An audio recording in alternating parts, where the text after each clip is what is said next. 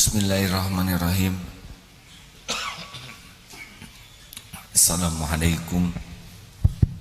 Assalamualaikum warahmatullahi wabarakatuh.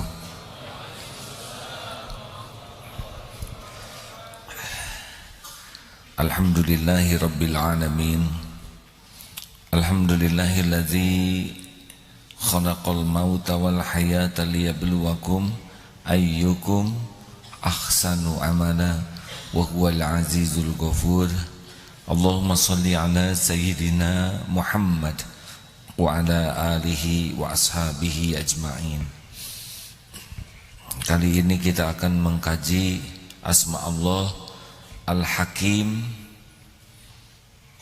Allah yang maha bijaksana, dan Al-Hakam, Allah subhanahu wa ta'ala yang memutuskan perkara. Di dalam surat Al-An'am ayat 18, wa huwal hakimul khabir, dan dialah Allah yang maha bijaksana lagi maha mengetahui. Dalam Al-Baqarah 228, wallahu azizun hakim, dan Allah maha perkasa lagi maha bijaksana. Kebijaksanaan pasti berkaitan dengan pengetahuan. Orang yang bijaksana itu, manusia bijaksana, biasanya yang luas sekali pengetahuannya. Kalau sedikit pengetahuannya sulit, karena kata-kata bijak. Bijak itu biasanya mengambil yang terbaik dari yang baik. Jadi kalau pengetahuan tentang kebaikannya sedikit, susah untuk mengambil yang terbaik. Wallahu alimun hakim, An-Nisa 26, dan Allah maha mengetahui lagi maha bijaksana. Semakin kita memahami seseorang, memahami duduk perkara, memahami aturan, ya, ilmu kita luas tentang aturan, ilmu kita lengkap tentang informasi dan data yang kita ketahui, itu keputusan kita insya Allah akan paling baik. Benar?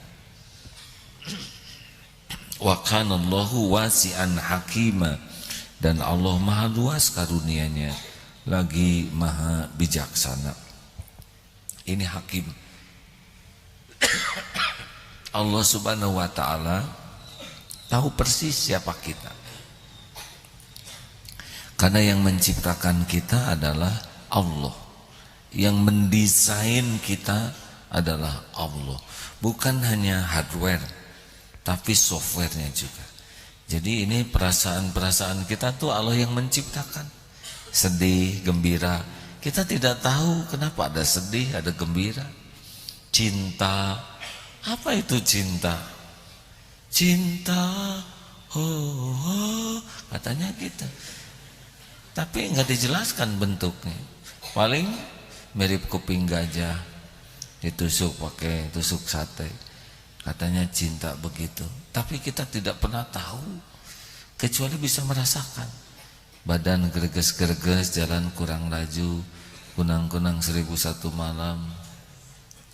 Aneh, dari mana itu cinta kok ada di hati? Kenapa saudara tidak cinta ke tembok begitu? Ya aneh, kenapa harus mencintai yang makhluk yang sejenis, maksudnya jenis manusia, ya. Dan kenapa cuma sedikit, tidak grobyog lah, sekali cinta tuh 50 gitu naksir. Enggak, tuh Allah yang nanam di hati. Jadi urusan cinta tuh Allah yang nanam, hadirin. Kamu cinta ke si fulan, cinta. Kenapa Allah ngasih cinta? Mungkin saudara enggak jaga pandangan, terus ngelihat dia. Allah kan tahu kita melirik, tanemin aja di hati tuh cinta, kelenger sendiri. Padahal belum tentu dia jodohnya. Udah paling apes kan mencintai yang bukan jodohnya. Sampai ngejongkeng juga nggak akan jodoh, enggak. Habis-habisan segala modal dikeluarkan, enggak. Kan orang paling menderita tuh menginginkan sesuatu yang memang tidak ada takdirnya. Makanya kalau saudara jatuh cinta harus cepat kembali ke Allah. Ya Rabb, jangan biarkan cinta ke makhluk ini bisa mengaburkan cinta ini padamu. Jangan ya Allah, apalagi kalau bukan jodoh saya, mau apa cinta ke yang bukan jodoh? Nelangsa ya Rabb, Engkau sudah tahu nelangsanya diriku ini. Termasuk yang sudah jodoh juga, kalau Allah tahu ini dia kurang ilmu, dia menuhankan makhluk, bisa ditanam cinta yang berlebihan, yang sudah menjadi ilah, menuhankan, mendominasi hati siang malam, pasti menderita tuh. Jangan terlalu mengagung-agungkan kata cinta ke makhluk ya. Pokoknya akhwat, kalau ada ikhwan sudah ngobrol cinta, I love you all, you are, apa sih bahasa Inggrisnya? Imu, I love you forever. When I see your eyes, lebay, belum tentu jodoh. Belum tentu jodoh. Jangan merayu ya, karena rayuan tidak efek bagi Allah. Tetap saudara ngerayu juga, kalau ditakdirkan enggak jodoh, enggak jodoh. Makanya cinta harus kembali ke Allah. Marah juga harus kembali ke Allah. Minta tolong. Kalau enggak ditolong Allah, kita bisa jadi emosional. Syahwat, saudara misalkan belum nikah tapi syahwat membara, harus kembali ke Allah yang menciptakan syahwat. Kita kan nggak ngerti kenapa jadi pengen, kenapa lihat domba biasa aja ya. Padahal dia nggak pakai kerudung ya. Astagfirullah. Coba sudah naksir domba, kan kurang wibawa dia.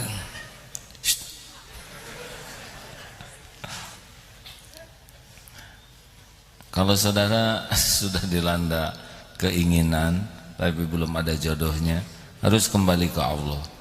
Allah Maha Bijaksana, mungkin dikasih mimpi ya. Ada cara-cara, Allah tuh mudah sekali menyelamatkan. Atau dikasih kesibukan sehingga nggak banyak keinginan.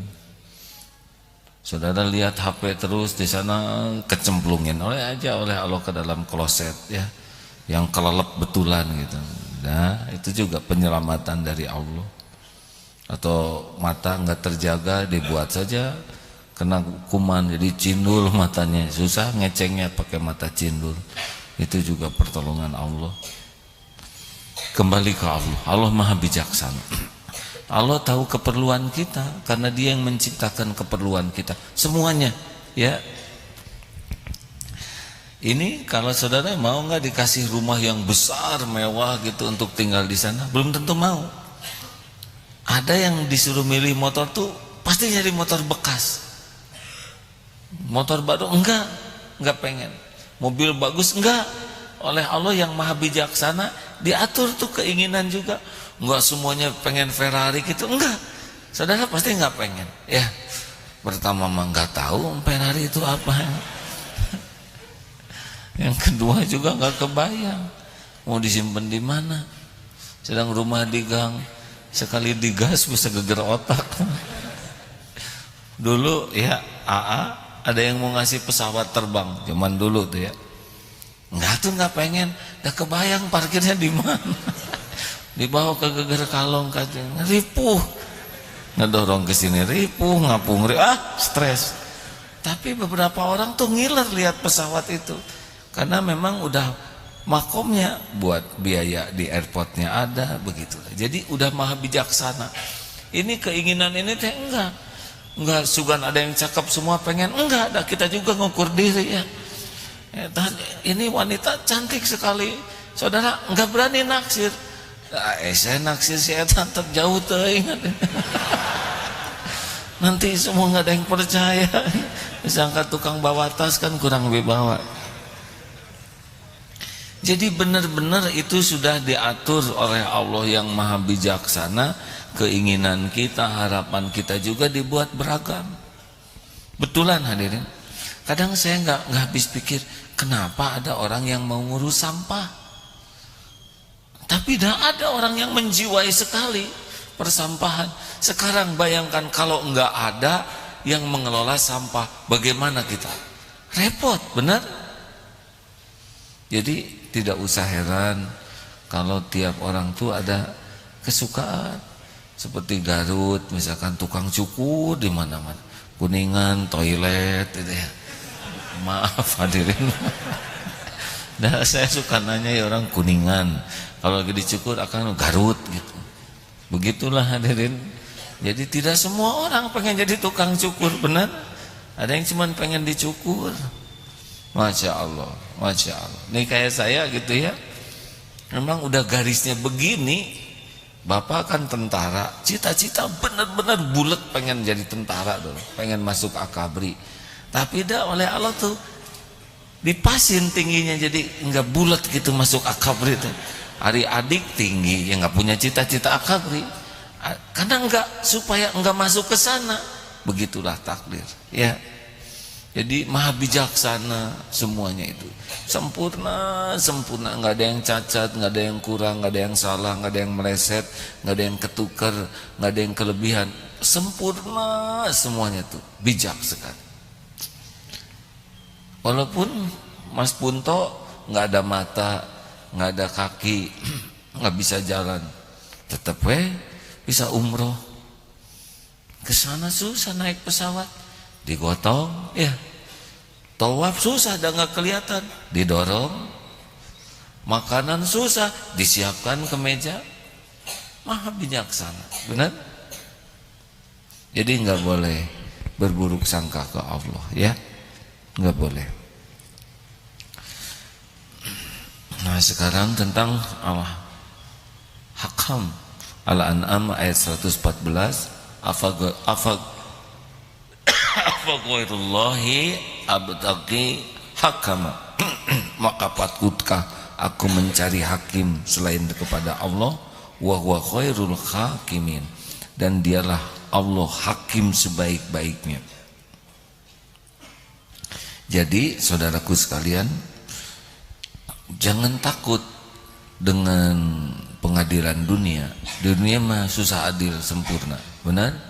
Apalagi di Jakarta sedang ada penistaan agama itu yang sejujurnya ya, saya dari awal itu iya mah jika nama bekerada dibebasin gitu. Walaupun wow, sidang,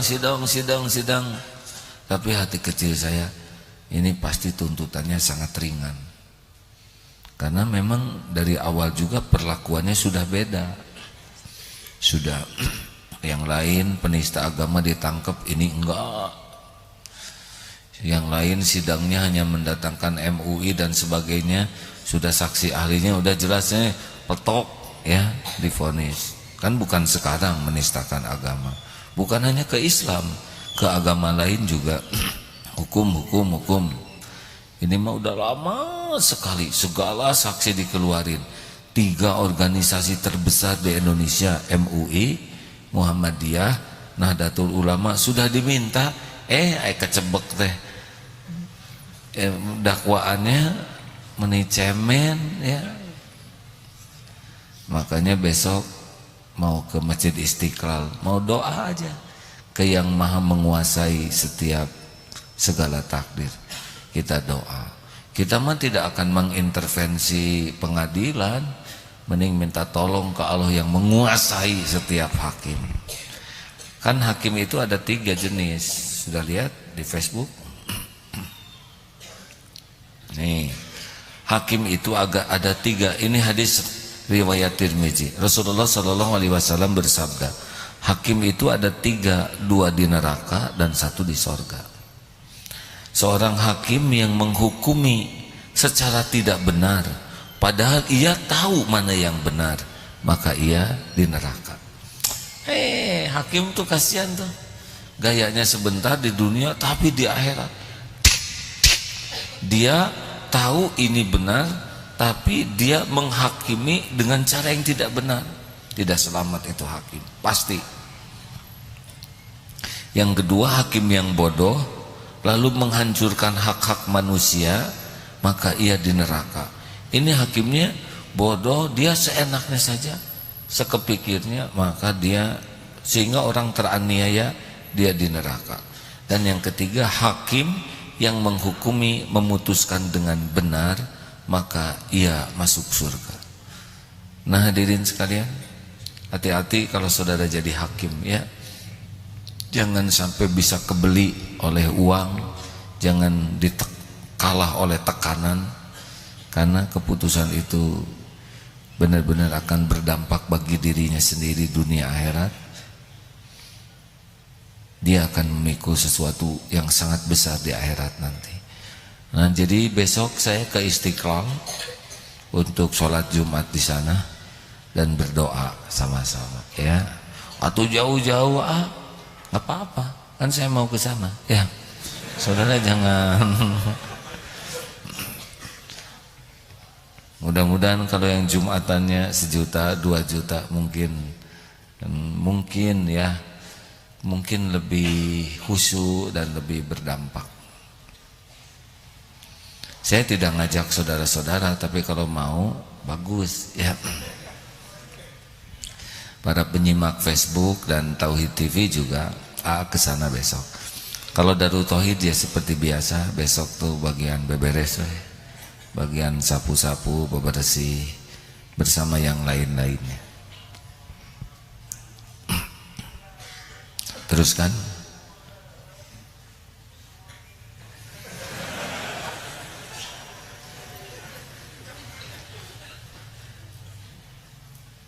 Alhamdulillah. Tahu kedai tong tarik deing daerah dia teu khusyuk.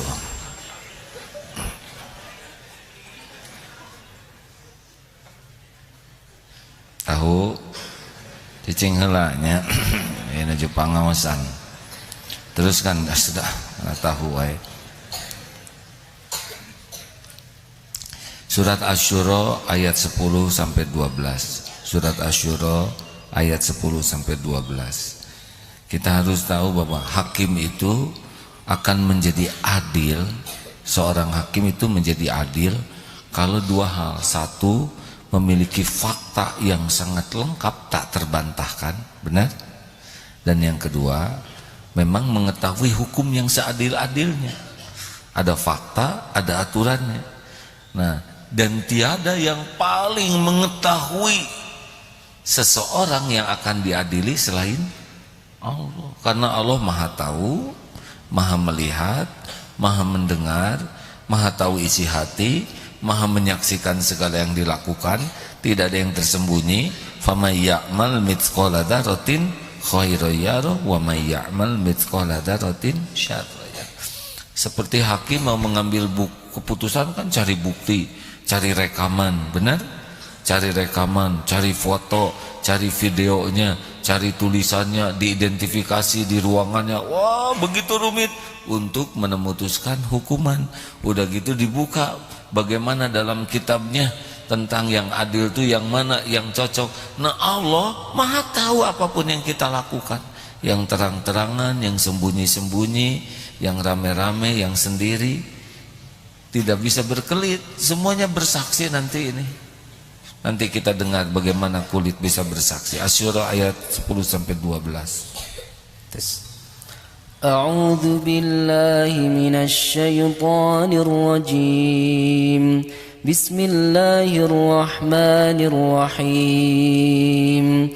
وما اختلفتم فيه من شيء فحكمه إلى الله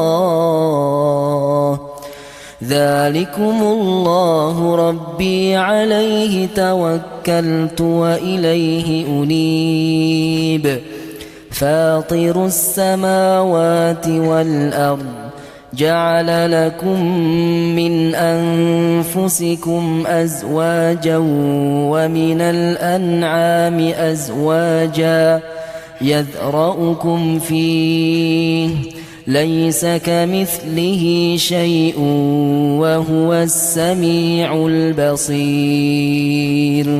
له مقاليد السماوات والأرض يبسط الرزق لمن يشاء ويقدر إنه بكل شيء عليم.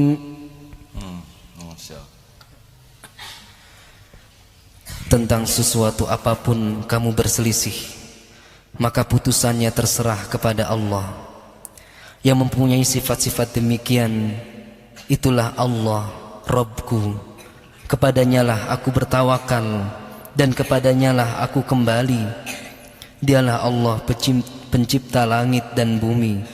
Dialah Allah yang menjadikan bagimu dari jenismu sendiri pasangan-pasangan, dan dari jenis binatang ternak pasangan-pasangan pula. Dijadikannya kamu berkembang biak dengan jalan itu.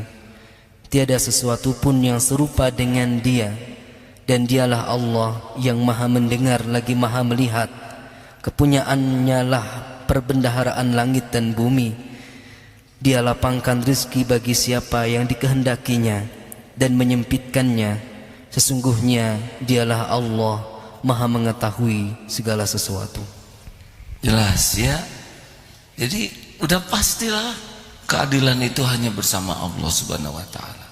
Adil dan bijaksana, Maha suci Allah. Jadi kalau ke makhluk mah hanya bisa berharap saja, tapi jangan ngarep-ngarep bisa adil, karena tidak semua bisa diadili di dunia. Banyak penjahat yang gak ketangkep di dunia, benar? Di akhirat gak akan kemana-mana. Tidak sedikit di dunia yang melakukan ketidakadilan dan tidak bisa dihukum di dunia. Di akhirat pasti kena.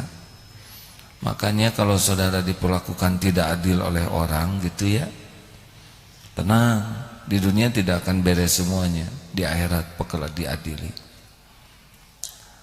Tapi kalau kita berbuat zalim ke orang, orang tidak berani membalas, tenang juga ya, Allah bakal mengadili kita.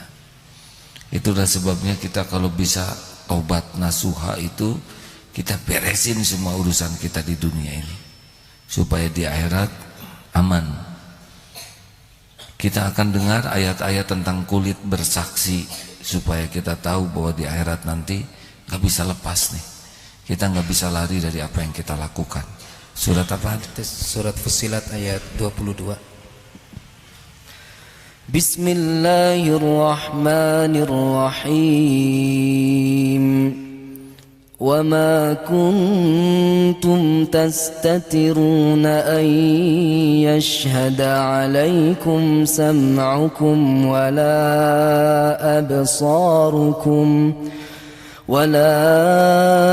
أبصاركم ولا جلودكم ولكن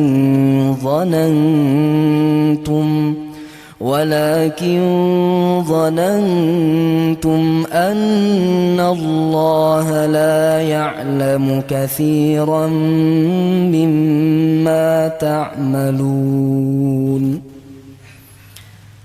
Dan kamu tidak dapat bersembunyi dari kesaksian pendengaran, penglihatan, dan kulitmu terhadapmu.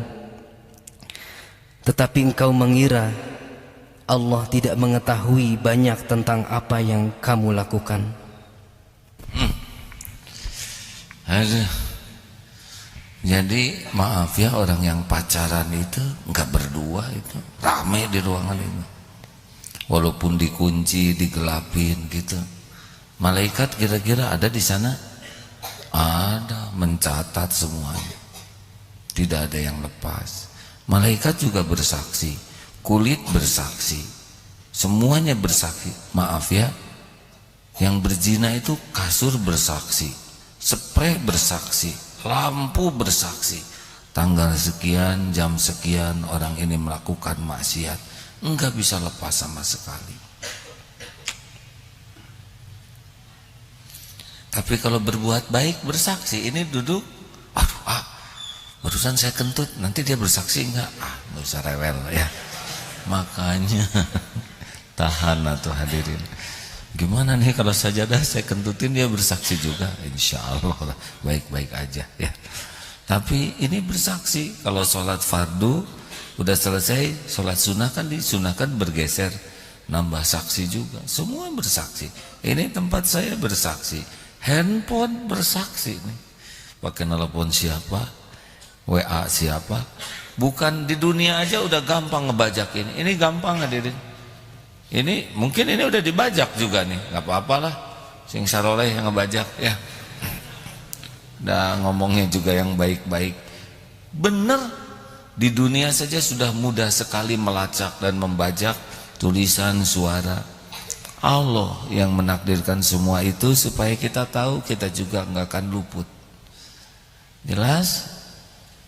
Kenapa saudara jadi stres begini? Pada mikir, waktu itu kan cinta monyet, udah balik belum? Udah, catat. Semua yang udah balik udah dicatat. Tapi udah cinta monyet, mau beruk, mau babon, orang sama dosa. Harus ditobatin. Harus ditobatin. Jadi kalau saudara pas buka album lama gitu ya, Allah si eta tobat bukan nyengir, nostalgia. Astagfirullah, tobat. Ambil wudu 2 rakaat, sholat 2 rakaat, tobat, ampun ya Allah, ampun. Itu SMA juga dia minta ampun. Semuanya itu. Lihat lagi potret zaman dulu lagi camping, astagfirullah, talah sholat lagi camping. Begitulah. Dah camping juga ketahuan sleeping bag teh nggak sholat dia. Sholat subuh bablas, semua bablas, semuanya bersaksi. Ini teh benar hadirin ya. Jadi kita nggak bisa berkelit. Untungnya Allah memberi kesempatan kita tobat. Ini yang benar-benar tidak bisa diperoleh di dunia ini. Kalau di dunia minta maaf, hakim saya ngaku saya salah, saya minta dibebaskan dari hukuman. Di dunia beda, tapi ke Allah udah ditutupi, tobat bisa hilang tuh. Ini kan kita keren-keren begini tuh karena ditutupin. Ini sebelah deketan tuh karena ditutupin ya. Kalau sama-sama tahu tutung, benar? Lah saya didengar oleh saudara jauh-jauh mau lihat ke sini mau dengar, kan Allah nutupin. Kalau dibuka sepi di sini. Bubar. Si eta loba omong, orang tahu modalnya. Lah yang tahu modal saya aja nggak mau dengar. Tahu dikit. Yang tahu semua gosong. Tapi Allah yang maha tahu aib kita ditutupi, dibimbing, dikasih ilmu, dikasih teman, dikasih motivasi, bisa tobat. Udah tobat diampuni, udah gitu dihapuskan. Itu yang bersaksi. Kalau kita dapat al-afu, Allah tidak bisa bersaksi nanti dia. Makanya al-hakim dengan al-hakam, Masya Allah. Silakan Ustaz. Ada lagi yang dibaca? Dari Abu Hurairah radhiyallahu an, dari Nabi sallallahu alaihi wasallam, beliau bersabda, sungguh Allah Ta'ala cemburu, dan kecemburuan Allah Ta'ala terjadi apabila seorang manusia mengerjakan apa-apa yang diharamkan oleh Allah. Hadis riwayat Imam Bukhari Muslim. Jadi Allah tuh maha cemburu kalau kita melakukan yang diharamkannya. Makanya Allah bikin gelisah hati kita. Ada lagi silakan. Hadis-hadis yang dibacakan. Dari Abdul Hakam, Rasulullah sallallahu alaihi wasallam memanggilnya dan berkata, Innallaha huwal hakam wa ilaihil hukmu, falima tukna Abul Hakam? Faqala inna qaumi idha ikhtalafu fi syai'in atawni fahakamtu bainahum فرضي كلا الفريقين. فقال رسول الله صلى الله عليه وسلم ما أحسن هذا فما لك من الولد؟ قال لي شريح ومسلم وعبد الله. قال فمن أكبرهم؟ قلت شريح. قال أفأنت أبو شريح؟ Sesungguhnya Allah adalah Al-Hakam, dan kepadanya semata hak hukum dikembalikan. Lantas mengapa engkau dipanggil dengan kunyah Abul Hakam? Ia menjawab, sesungguhnya kaumku apabila berselisih dalam suatu permasalahan, mereka mendatangiku. Lalu aku memberi keputusan di antara mereka, dan kedua kubu sama-sama ridha. Kemudian Rasulullah sallallahu alaihi wasallam bersabda, alangkah bagusnya hal ini. Sebutkan siapa saja nama anak-anakmu. Ia menjawab, Syuraih, Muslim, dan Abdullah. Beliau bertanya, siapa di antara mereka yang paling tua? Ia menjawab, Syuraih. Lalu beliau bersabda, kalau begitu engkau adalah Abu Syuraih. Hadis riwayat Abi Dawud, Nasai, Imam Bukhari dalam kitab Al-Adab Al-Mufrad. Terima kasih Ustaz. Ini salah satu cara bijaksana Rasulullah SAW. Ada orang namanya Abu Hakam, Abul Hakam. Al-Hakam itu nama Allah. Jadi tidak boleh ini jadi bapaknya Allah. Tapi Rasul tidak marah ketika ada orang datang yang bernama Abul Hakam. Sesungguhnya Allah adalah Al-Hakam, dan kepadanya lah kembali segala hukum dikembalikan. Mengapa engkau dipanggil dengan kunyah, panggilan ya, Abul Hakam? Ditanya dulu Rasulullah tuh untuk mengetahui alasannya. Beliau menjawab, karena jika kaumku berselisih, mereka datang padaku, lalu aku mengambil keputusan yang membuat dua belah pihak ridho. Lalu Rasulullah memuji, oh alangkah bagusnya hal ini. Siapa nama anak-anakmu? Syuraih, Muslim, Abdullah. Yang mana yang paling besar, yang sulung? Syuraih. Oh kalau gitu engkau adalah Abu Syuraih. Tidak menyalahkan, tidak menyakiti, tidak mempermalukan. Ini sebuah yang baik. Tanya anak-anak, semuanya berbasis fakta, betul? Berbasis pengetahuan. Rasulullah adalah seorang yang bijaksana di dalam mengambil hukum. Ini salah satu di antaranya. Beda dengan kita ya. Aya maneh naon? Hulu juga perkedel gitu begitu. Eta irung kutil, terus saja tidak adil. Mengerti? Yang tidak mengerti bahasa Sunda ya ikut berbahagialah dengan. Mungkin pernah mendengar ada seorang kiai yang disebut Tuli, Kiai Tuli. Karena beliau begitu bijaksana. Ketika sedang ada yang konsultasi, ibu-ibu nggak ketahan, kentut.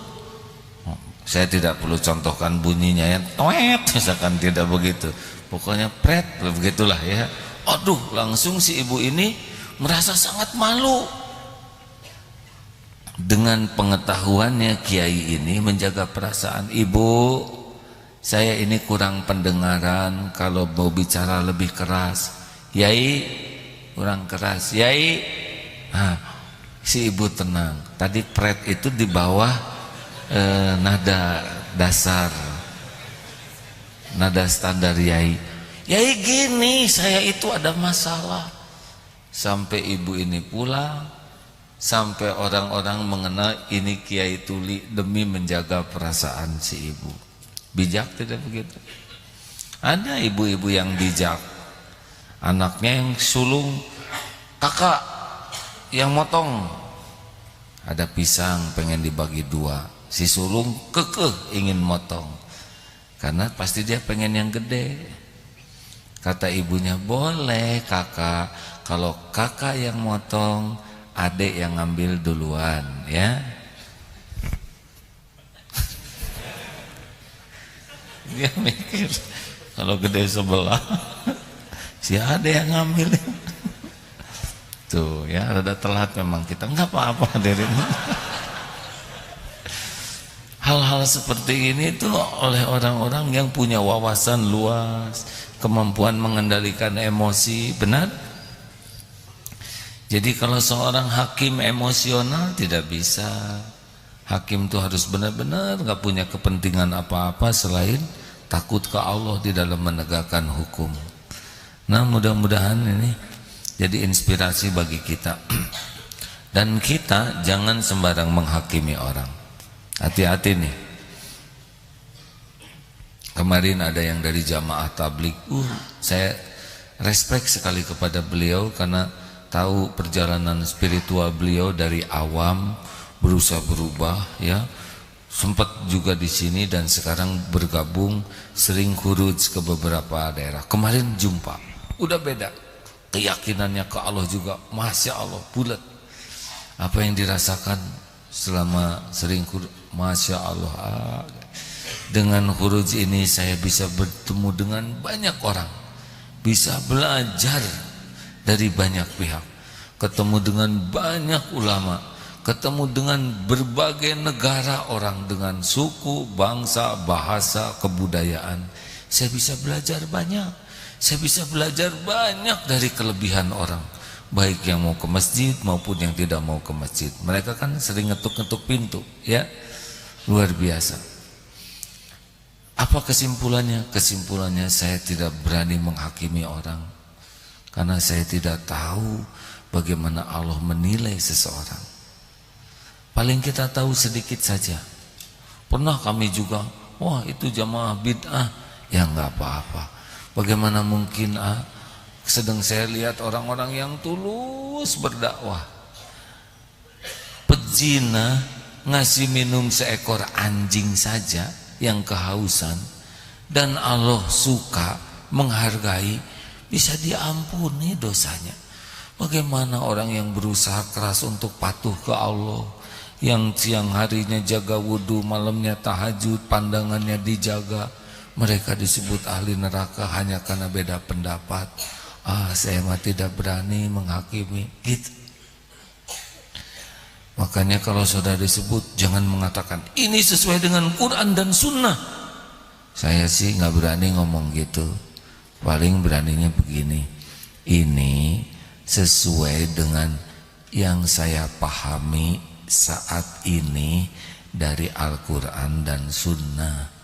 Kalau sesuai dengan Quran dan Sunnah, berarti kita udah paham betul Quran, benar? Udah paham betul Sunnah. Padahal kita baru paham dikit. Dan itu juga sekarang. Besok lusa kita bisa nambah ilmu, bisa robah pemahaman kita, benar? Dulu ada seorang yang bijaksana, ustadznya, semoga Allah memuliakan beliau. Saya dulu suka ngamalin sholawat yang pakai kacang kedelai itu, tapi dah asa bener nggak merasa saya mengkhianati Rasul, nggak merasa saya melakukan bid'ah, enggak. Saya tahu ilmu sholawat dari seseorang yang saya anggap ustaz, dan saya tunjukkan cinta ke Rasul dengan bersolawat. 4444, tegang atuh hadirin, takut tumpah, harus diulangi lagi kan. Tapi dah asa bener Allahumma sholli sholat, Allahumma sholli. Ada seorang ustadz yang sama sekali tidak melarang. Beliau beda pemahamannya dengan saya, dan ikut lagi di sana, duduk sama-sama sampai selesai. Lama itu, sesudah selesai, beliau berkata begini, teh sayang ya sama Rasulullah. Makanya 4444 juga. Ini teh sholawat supaya dicintai Rasul, supaya dapat syafaat Rasul. Ya, kira-kira sholawat yang dibuat oleh ulama tadi pasti karena cinta ke Rasul? Iya dong.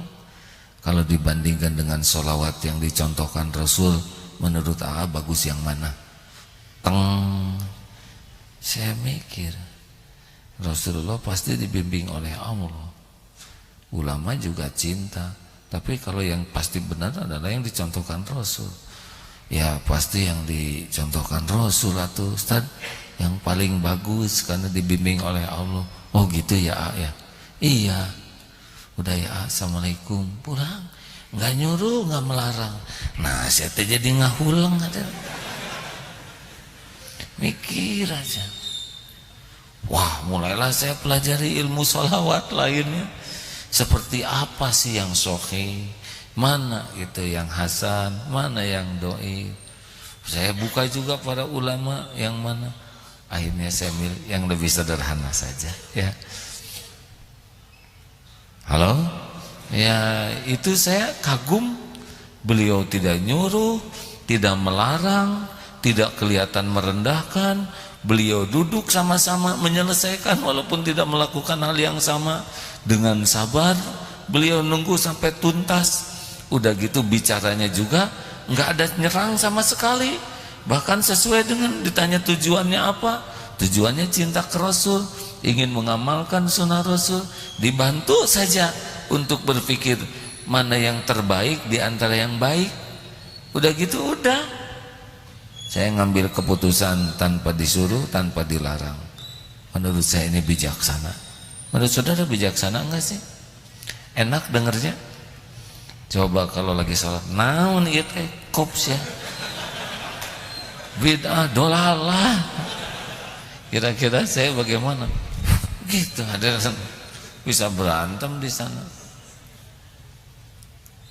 Tapi yang satu ini nggak usah ditiru ya. Ada lagi, ini hanya sebuah cerita tentang ada seorang ustad-ustadan yang sekepikiran ngarang. Nah ini ada baru pulang pesantren, dengar ustad di kampungnya itu ceramahnya sesukanya. Ustad, eta teh ngaco, nggak ada dalilnya. Langsung ngomong, ini baru juga pesantren seminggu udah banyak omong. Tuh orang sok tahu, wah dimarahin. Akhirnya ada yang mukul nih santri nih, pulang ke kiainya, yai saya dipukulin gara-gara ngomong kebenaran. Gini atuh, kamu jangan gitu kalau merasa benar, harus pakai ilmunya. Nih datang kiainya, dengerin aja. Wah ini ustadznya benar-benar ngajak orang jadi benar. Hei para jamaah yang sayang sama ustadz, kan suka nyari barokah. Tuh tiap lembar rambut ustadz ini ada berkahnya. Jung ambil, aduh dicabutan sampai kagundul garetian kapok. Jangan hadirin kayak gitu ya. Ini hanya cerita saja. Sampai si ustadz itu teh gegokan ya kan, tiap rambutnya dia kan pengen dicintai jamaahnya, ngalah barokah sampai tiap rambut dibetotan. Hadirin sekalian, jangan mudah menghakimi orang lain karena perbedaan pendapat ya. Karena kita bodoh. Jangan sampai kita mata enggak lihat, sama-sama enggak lihat, lalu ada gajah, suruh menjelaskan gajah. Kata yang megang kaki, oh gajah teh kayak pohon. Kata yang megang belalai, gini gajah teh mirip orai. Yang megang telinga, Gusti gajah teh kipas. Yang kasihan yang megang perut, lima benteng gajah teh. Yang bagian ekor yang apa? Kata siapa gajah besar? Emang cacing. Terus mereka teh adu argumen, sumpah gajah teh pohon. Karena racau. Udah jelas gajah teh orai gitu. Semua sibuk dengan apa yang diyakininya. Tidak salah. Masalahnya adalah tidak berani membuka hati untuk memahami seperti apa sih gajah yang sebenarnya. Benar? Coba dibuka hatinya. Hai kamu gimana? Beneran asli benteng empuk gajahnya. Sumpah. Hai mana kok? Orai orang lain. Yakin orai. Luar leor. Coba ngaco, kata yang berateng semua ngawur, udah jelas gajah teh cacing. Yang ketawa siapa coba? Yang tahu gajah, benar? Benar kan? Mendingan kita bijaksana. Cik, gimana? Saya megang itu. Tadi sebelah mana di depan? Aduh liar ya, jika naon gajah teh orai cacing tembok. Ayo ayo kipas. Kita nanya yuk sama yang melek. Akhirnya dijelaskan. Eta teh orai teh di depan namanya belalai. Ari eta yang empuk di bawah eta matain.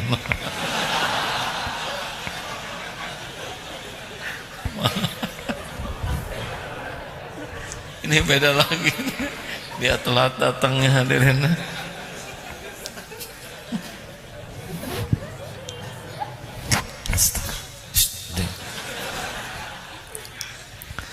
Alah, produknya aja segede gitu. Gimana gajahnya? Sing berani rekan-rekan, jangan suka menghakimi orang lain salah. Kita ini pintar sepanjang kita mau belajar Sepanjang kita merasa bodoh, mau belajar kita pinter betulan. Tapi kita ngadak-ngadak bodoh kalau kita sudah merasa pinter. Jelas? Kita teh ngadak-ngadak bodoh kalau kita udah merasa pinter. Tapi kita akan pinter dan makin pinter sepanjang kita merasa bodoh. Nanya, dengar, minta pendapat, itulah yang membuat kita semakin bijak, bisa semakin adil di dalam memberikan keputusan. Sepakat? Rasulullah kan pada waktu Hajar Aswad copot itu, dicopot waktu ngebangun, mereka hampir perang tuh di Mekah. Siapa yang datang ke masjid, ke Ka'bah lebih awal? Nabi Muhammad. Coba bagaimana? Tiap orang disuruh megang kain, tiap kabilah, dan Hajar Aswadnya disimpan di sana. Semua merasa puas, benar? Karena semua yang ngangkat, maunya kan tiap kabilah bawa sendiri. Tapi dengan begitu adil diangkat oleh semua. Masya Allah. Kenapa? Karena sudah tidak mendahulukan kepentingan pribadi beliau. Betul? Biasanya kenapa orang tidak bijaksana? Ya kurang ilmu, emosional, egois, ambisius. Itu sudah hilang kemampuan untuk adil dan bijaksana. Udahlah hadirin, mendingan kita menjadi orang yang terus mendengar, belajar, kemudian mengendalikan diri dan berharap orang jadi lebih baik.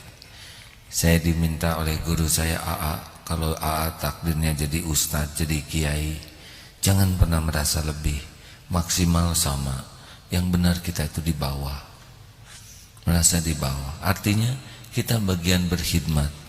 Lihat yang belum tahu, bukan menghakimi bodoh, tapi apa yang bisa saya lakukan supaya beliau jadi tahu. Lihat orang yang malas, bukan menghina dasar si malas, apa yang bisa saya lakukan supaya dia semakin semangat. Lihat yang tergelincir, bukan kita hakimi, tapi kita bantu supaya dia bisa bangkit kembali dan semangat memperbaiki diri. Lihat yang terjerumus, kita raih supaya dia bisa bangkit. Kita tuh kalau lihat orang salah tuh seperti ada yang lagi diculik. Coba kalau adik diculik, dibela enggak? Dikejar enggak? Diselamatkan tidak? Kalau anak diculik, mau yang punya anak, kalau anaknya diculik, kira-kira mau nyelamatin enggak? Mau marah-marah atau nyelamatin? Kalau istri diculik, bagaimana? Jawab atuh hadirin. Jangan bikin emosi. Pasti kita mau nyelamatin. Istri kalau suami diculik, gimana? Mau marah-marah? Rasain apa? Enggak. Kalau orang tua diculik, bagaimana? Nah, orang yang tergelincir berbuat dosa itu lagi diculik oleh tipu daya setan terkutuk. Jadi tugas kita itu membantu menyelamatkannya, benar? Bukan menghakiminya. Itu harus ada semangat di hati kita. Jadi lihat orang yang bodoh, kurang ilmu, mereka lagi ditipu untuk tidak belajar. Semangat kita adalah memberitahu. Orang yang berbuat maksiat itu lagi diculik tuh, lagi buat zina, maksiat dan sebagainya. Kita bantu supaya dia tahu dosanya, bisa tobat, bisa kembali ke jalan benar. Itulah seharusnya spirit kita, supaya kita tidak menghakimi orang dengan kebodohan dan nafsu kita. Tapi kita posisinya kepada Allah menghamba, kepada umat berkhidmat. Ulangi. Nah, begitulah. Jadi jangan menghamba kepada dunia, tapi kepada Allah aja. Dunia mah bukan hamba, tapi pelayan kita. Tapi umat kita berkhidmat. Makanya khairun nas anfa'uhum linnas, sebaik-baik manusia yang paling banyak manfaatnya. Cukup jangan suka menghakimi ya. Karena orang berbuat salah sekarang, nanti malam tobat nasuha, bisa dicintai Allah tuh. Kita masih menghina dia, padahal dia derajatnya udah lebih tinggi dari kita.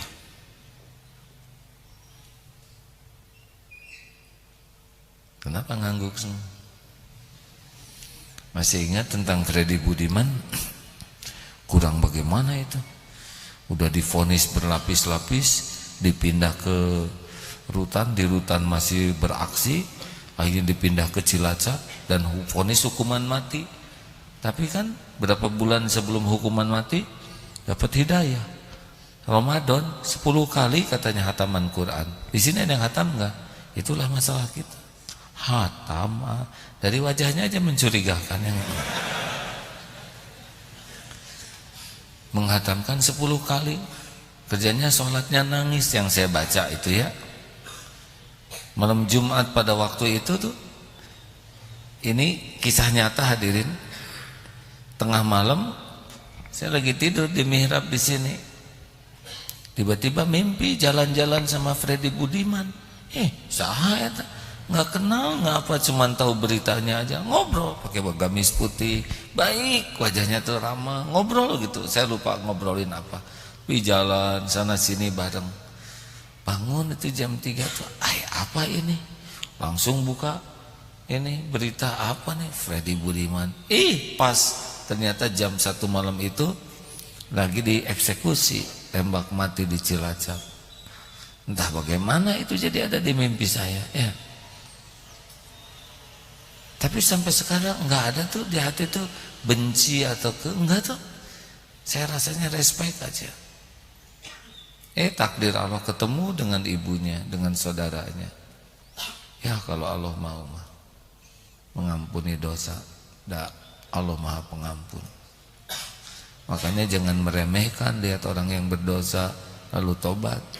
Karena kecepatan tobat nasuha itu innallaha yuhibbut tawwabin wa yuhibbul mutatahhirin.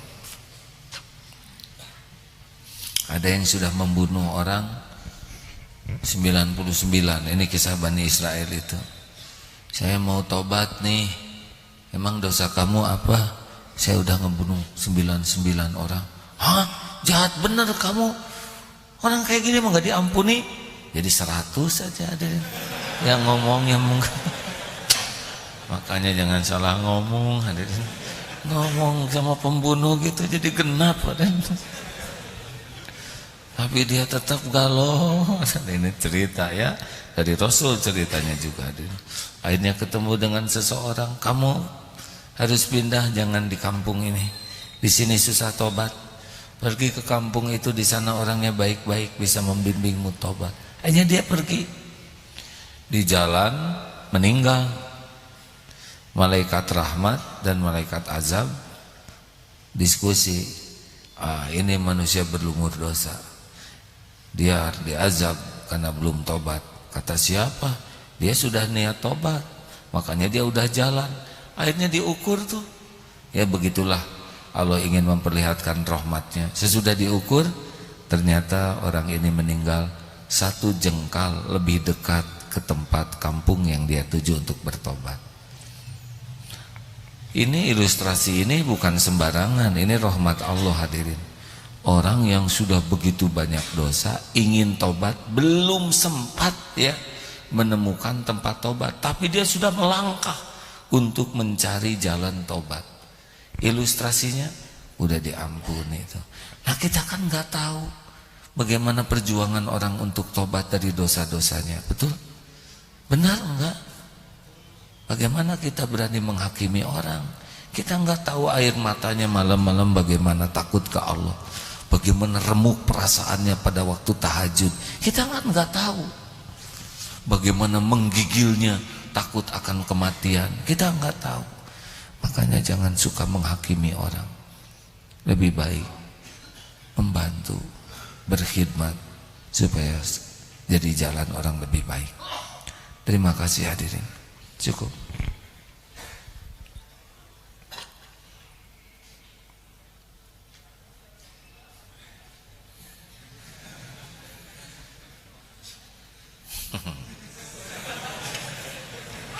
Saya teh nggak berani nyuruh orang tuh hadirin. Nah, tinggal simpen aja ini. Dasar manja hadirin.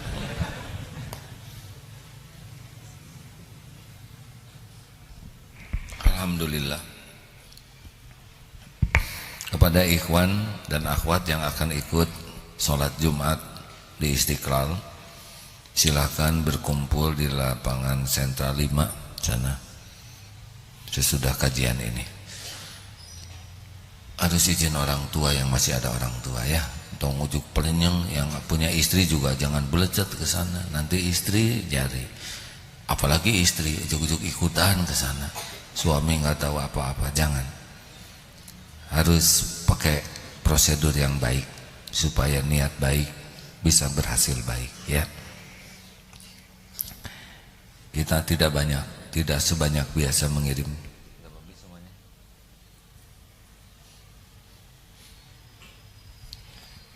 Paling 10 bis ya. 10 bis itu 500, 400-an. Biasanya kita 5.000, 10.000, sedikit aja. Karena memang untuk memenuhi Istiqlal, perkiraan akan banyak juga yang sholat di sana. Baik kawan-kawan, terima kasih.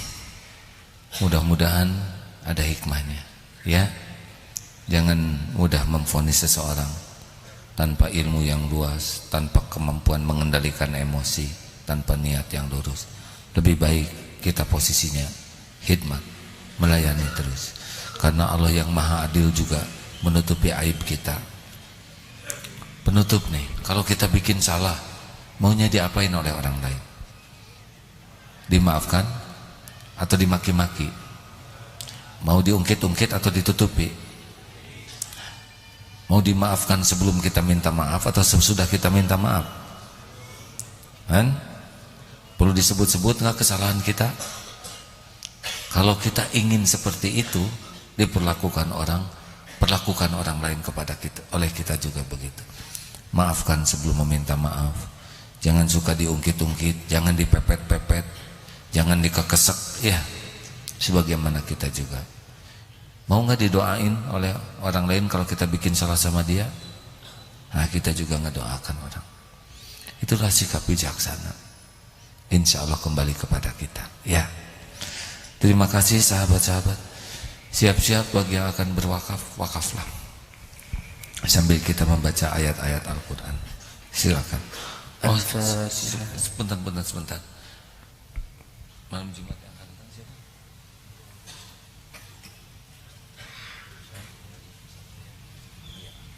Silakan kita baca Al-Fatihah. A'udzu billahi minasy syaithanir rajim. Bismillahirrahmanirrahim. Alhamdulillahi rabbil alamin. Ar-Rahmanir Rahim. Maliki yaumiddin. Iyyaka na'budu wa iyyaka nasta'in. اهدنا الصراط المستقيم صراط الذين أنعمت عليهم غير المغضوب عليهم ولا الضالين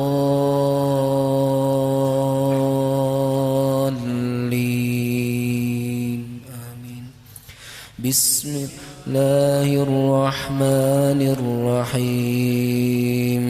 الله لا إله إلا هو الحي القيوم لا تأخذه سنة ولا نوم له ما في السماوات وما في الأرض من ذا الذي يشفع عنده إلا بإذنه يعلم ما بين أيديهم وما خلفهم ولا يحيطون بشيء من علمه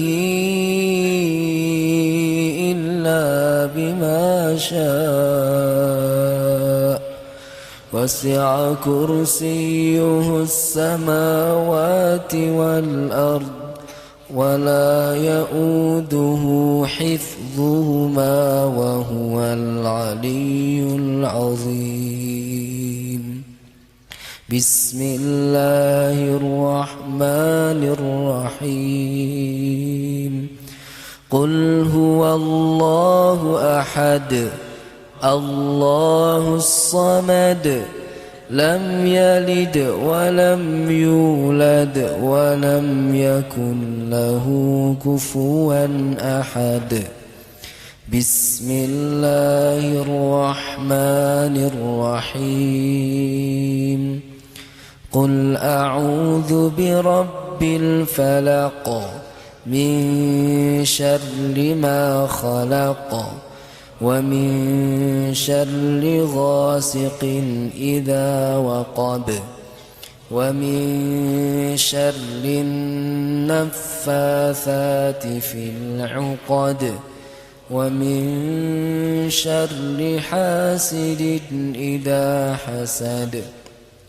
بسم الله الرحمن الرحيم قل أعوذ برب الناس ملك الناس إله الناس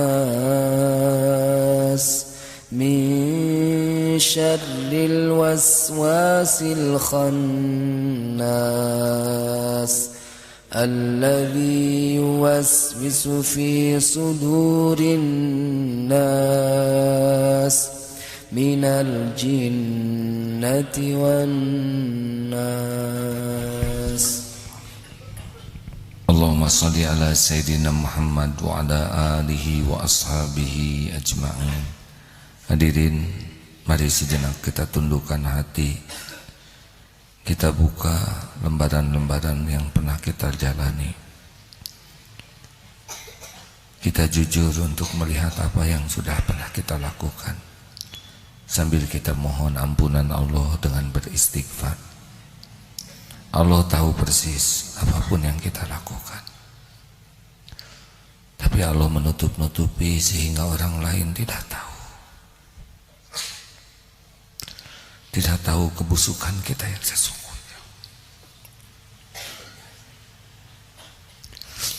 Orang lain menghargai kita, mau bersahabat dengan kita, karena Allah yang maha menyaksikan masih menutup-tutupi aib, maksiat. Allah lah yang menuntun kita bisa belajar untuk bertobat.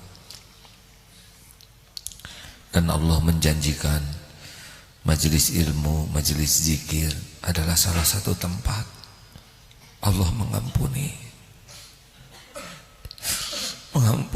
sebanyak apapun dosa hamba. Ya Allah, ya Allah, taqabbal minna ya karim, innaka antas samiul alim, wa tub alaina innaka antat tawwabur rahim. Rabbana zalamna anfusana wa illam taghfir lana wa tarhamna lanakunanna minal khasirin. La ilaha illa anta subhanaka inna kunna minaz zalimin. Astagfirullahaladzim. Silahkan hadirin zikir. Astagfirullahaladzim. Istighfar sambil buka lembaran-lembaran hitam, lembaran-lembaran hina.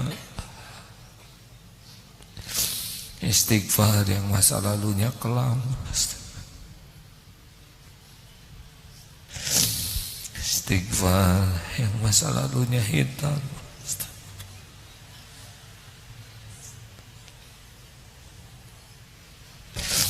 Astagfirullahaladzim. Astagfirullahaladzim. Kita tahu apa yang sudah kita lakukan, hadirin. Allah pasti melihatnya. Astagfirullahaladzim. istighfar yang hidupnya bergelimang dosa besar.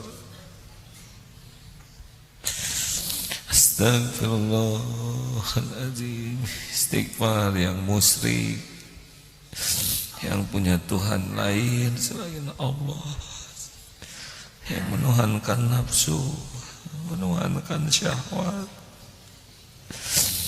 yang menuhankan penilaian makhluk. Istighfar yang kepada Allah hanya sisa-sisa.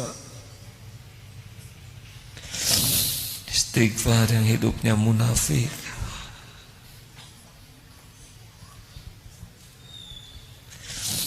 yang hanya pura-pura baik, topeng dibuat bagus, isinya busuk.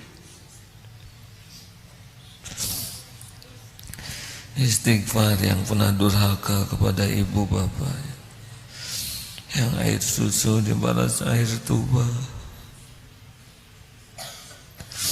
yang tidak pernah punya waktu untuk membahagiakan ibu bapak. Istighfar yang kikir, yang serba hitung-hitungan. Istighfar yang membiarkan ibu bapaknya jauh dari Allah. Taubat yang tidak berjuang agar ibu bapaknya husnul khotimah. Istighfar hadirin yang pernah mendekati zina, yang matanya berzina, yang pikirannya kotor, yang tubuhnya kotor, yang pernah melakukan perbuatan nista. Allah pasti melihat, pasti. Istighfar, dosa yang terang-terangan, dosa yang sembunyi-sembunyi. Istighfar yang pernah memakan makanan haram, harta haram, minuman haram. Ya Allah, Allahumma ja'alna minat tawabin ya Allah, waj'alna minal mutatawwirin, waj'alna min ibadika shalihin. Allahumma inna nas'aluka taubatan nasuh, wa taubatan qoblal maut, wa rahmatan indal maut, wa maghfiratan ba'dal maut.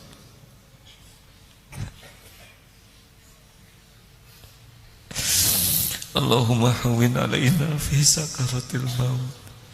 Allahumma inna nas'aluka husnal khatimah wa na'udzubika min su'il khatimah. Ya Allah, jadikan saat ini saat mustajab. Siapa lagi yang menolong kami selain Engkau? Apalah artinya kami bagimu, tapi Engkau adalah segala-galanya bagi kami. Engkau pemilik segalanya, Engkau penentu segalanya. Kami hanyalah makhluk hina dina berlumur dosa, tidak punya apa-apa selain dosa.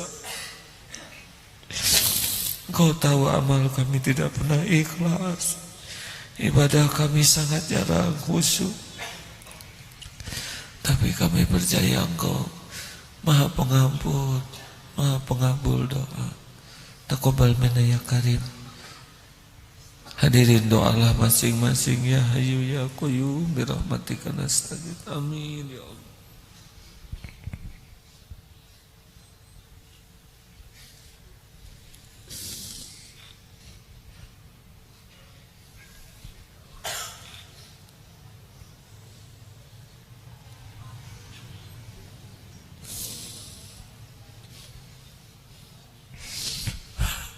Amin ya Allah.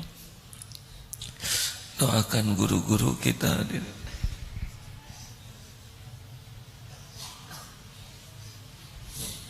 Doakan orang-orang yang berbuat baik kepada kita.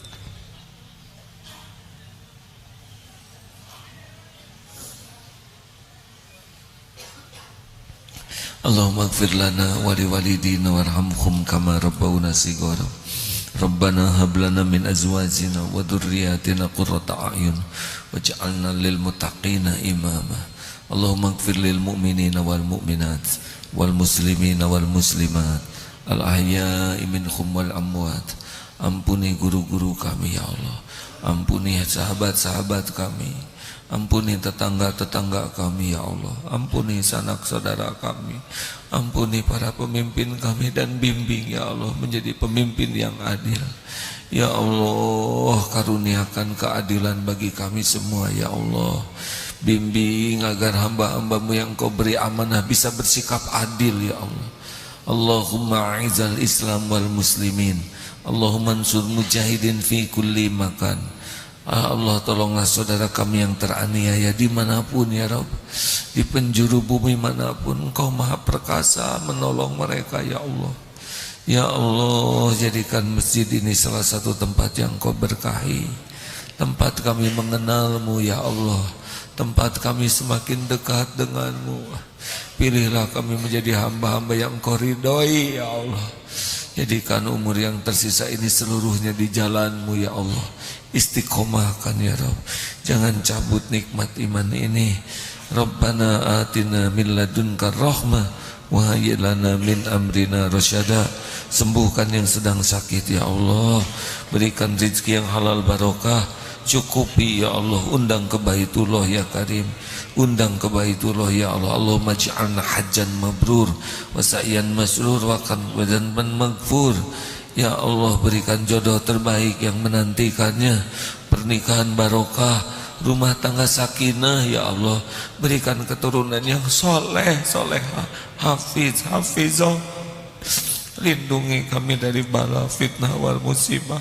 Jangan cabut nikmat iman ini ya Allah. Allahumma rzuqnal istiqamah.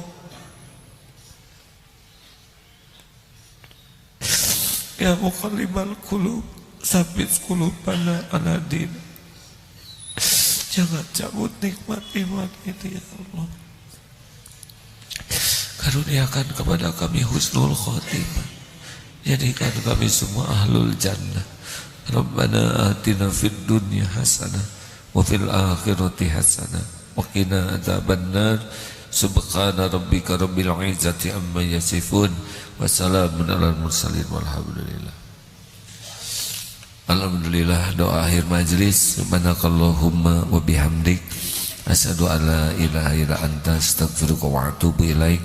Assalamualaikum warahmatullahi wabarakatuh.